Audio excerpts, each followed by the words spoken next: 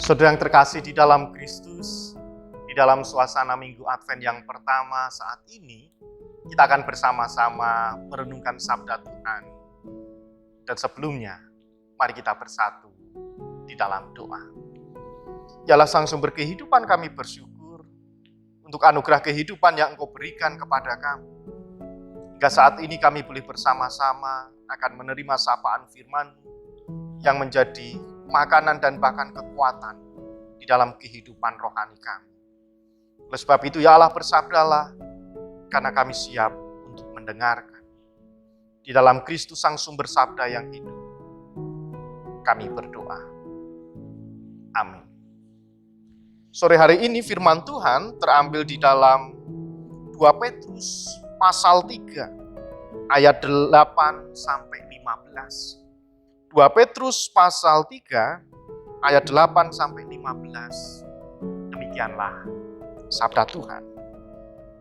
Akan tetapi saudara-saudaraku yang kekasih, yang satu ini tidak boleh kamu lupakan, yaitu bahwa di hadapan Tuhan satu hari sama seperti 1000 tahun, dan 1000 tahun sama seperti satu hari. Tuhan tidak lalai menepati janjinya, sekalipun ada orang yang menganggapnya sebagai kelalaian, tetapi ia sabar terhadap kamu, karena ia menghendaki supaya jangan ada yang binasa, melainkan supaya semua orang berbalik dan bertobat. Tetapi hari Tuhan akan tiba seperti pencuri. Pada hari itu langit akan lenyap dan gemuruh yang dahsyat, dan unsur-unsur dunia akan hangus dalam nyala api.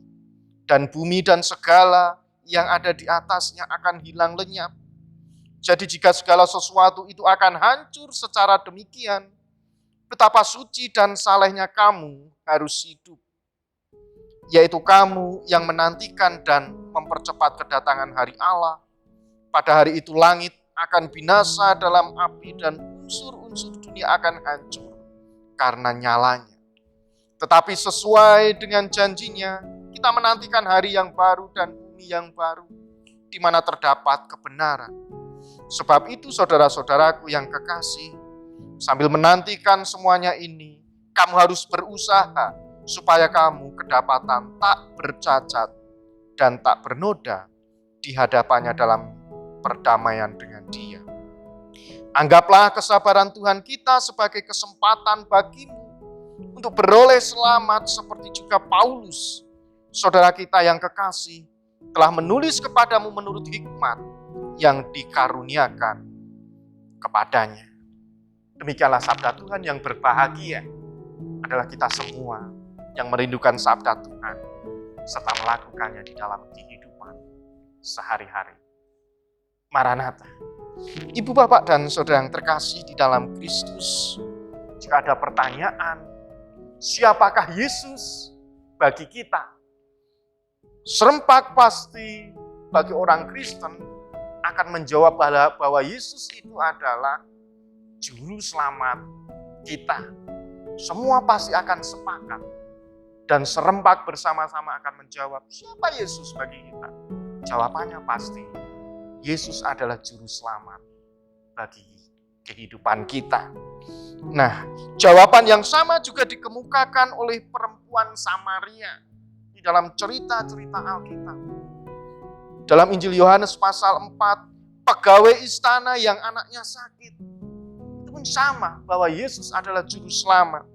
Orang yang sakit di tepi kolam Bethesda juga sama jawabannya. Yesus adalah juru selamat.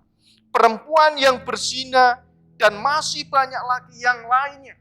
Di dalam cerita-cerita Alkitab, ketika ditanya, siapakah Yesus bagi kita? Pasti serempak akan menjawab bahwa Yesus adalah juru selamat saya. Nah, saudara yang terkasih di dalam Kristus, memang tidak seorang pun di antara kita pernah mengalami perjumpaan dengan Yesus secara langsung. Oleh sebab itu, di dalam kehidupan kita, yang dialami oleh orang-orang tersebut di dalam cerita-cerita Alkitab, juga merupakan pengalaman iman secara pribadi, bagaimana mengenal Yesus di dalam kehidupannya. Akan tetapi setiap di antara kita pernah merasakan kasih keselamatan dari Tuhan kita Yesus Kristus yang sudah bangkit dan hidup dari kematian. Bahwa di dalam kehidupan kita mungkin berbeda dengan cerita Alkitab. Kalau di dalam cerita-cerita Alkitab mereka bertemu langsung.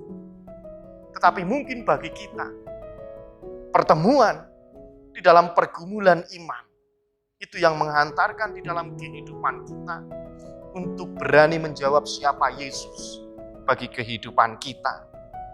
Oleh sebab itu ibu bapak dan saudara yang terkasih di dalam Kristus, karenanya ketika Yesus yaitu Sang Juru Selamat itu datang kembali ke dunia ini, maka sudah semestinya di dalam kehidupan kita harus menyambutnya, menyambut kehadirannya di dalam penuh sukacita. Menyambut kehadiran Yesus harus penuh dengan sukacita. Seperti yang kita rasakan, kita alami dan kita lakukan di dalam minggu-minggu Advent ini. Sambutan sukacita yang ingin kita berikan kepada Tuhan itu bukan sekedar sambutan yang mungkin meriah, semarak, gegap gembita, menari. Sama seperti ketika kita melihat atau berkunjung di mall atau di tempat-tempat wisata. Ada banyak sekali ornamen-ornamen yang mungkin menghiasi suasana. Tetapi apa yang harus kita lakukan di dalam kehidupan kita harus berbeda dengan situasi yang ada di dunia. Sambutan sukacita yang ingin kita berikan kepada Tuhan Yesus itu adalah rasa syukur yang harus kita perlihatkan. Rasa syukur karena Tuhan Yesus selama ini telah memberikan waktu, telah memberikan kesempatan bagi kehidupan kita.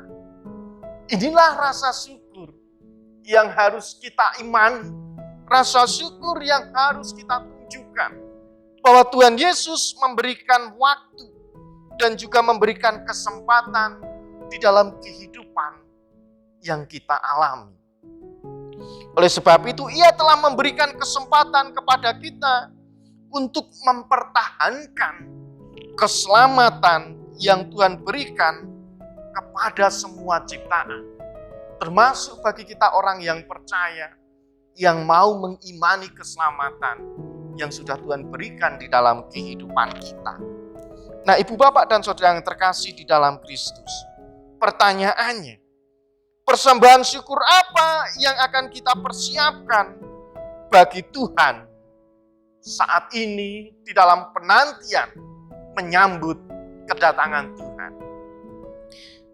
Petrus mengingatkan di dalam bacaan kita bahwa bukan benda berharga yang Tuhan inginkan dari kita sebagai persembahan syukur kita.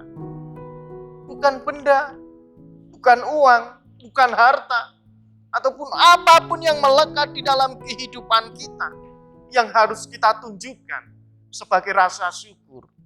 Tetapi di dalam bacaan kita ketika kita masih diberikan kesempatan, Tuhan menginginkan persembahan syukur itu dari sikap hidup yang benar dari dalam hidup kita. Hal itu terbukti di ayat yang ke-10. Tetapi hari Tuhan akan tiba seperti pencuri. Tuhan datang, tidak akan ada yang tahu. Siapapun tidak bisa memprediksi. Tetapi janji Tuhan itu ya dan amin. Sebab itu saudara-saudaraku yang kekasih, sambil menantikan semuanya ini, kamu harus berusaha supaya kamu kedapatan tak bercacat dan tak bernoda di hadapannya dalam perdamaian dengan Dia.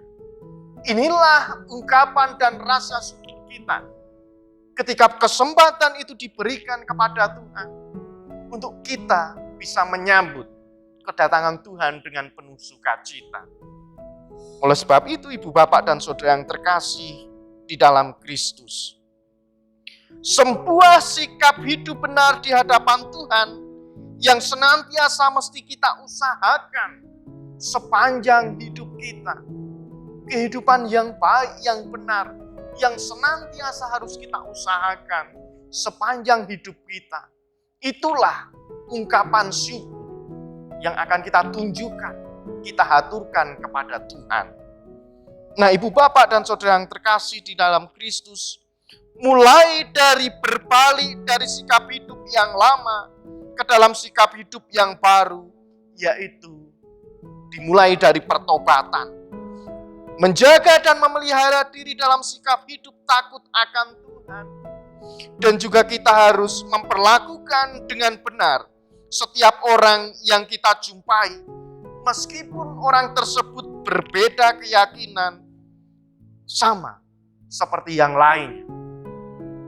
Nah, Ibu Bapak dan Saudara yang terkasih di dalam Kristus. Oleh sebab itu, di ayat yang terakhir, anggaplah kesabaran Tuhan kita sebagai kesempatan bagimu untuk beroleh selamat. Ini yang menjadi poin.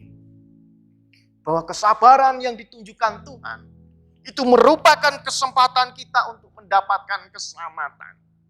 Caranya, yaitu kita harus menantikan dengan kita tidak bercacat dan tidak bernoda di hadapan Tuhan di dalam kehidupan berdamaian dengan Allah.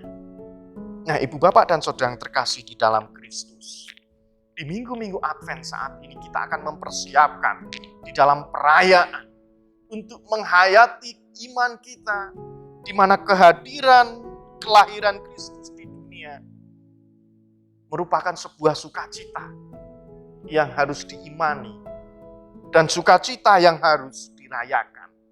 Mari di minggu-minggu Advent ini kita menggunakan hidup kita. Kita menggunakan waktu dan kesempatan yang diberikan Tuhan untuk kita boleh menyambut kedatangannya dengan sikap hidup, dengan pola pikir, ucapan dan bahkan perbuatan yang akan menunjukkan apakah kita sudah siap atau tidak menantikan kedatangan Tuhan. Terkhusus di dalam minggu-minggu Advent untuk menyambut kelahiran Kristus di dalam suasana Natal. Oleh sebab itu, selamat mempersiapkan diri.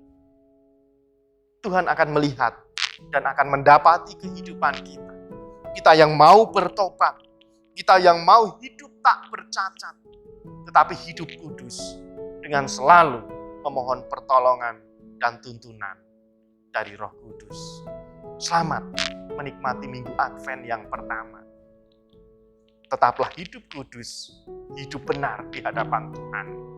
Itulah ungkapan syukur kita ketika Tuhan memberikan kesempatan. Roh Kudus menolong dan memberkati kita.